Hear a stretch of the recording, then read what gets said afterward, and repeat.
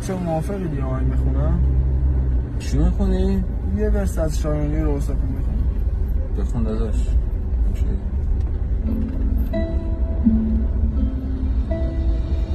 بازم منو خیابونا این الکلا، بازم منو این دل بیبند و بار بکلا بازم شب بازم تو بازم فکر تا صبح تو قلبم فقط تو سینم پر از بغض بازم منو خیابونا این الکلا، بازم منو این دل بیبند و بار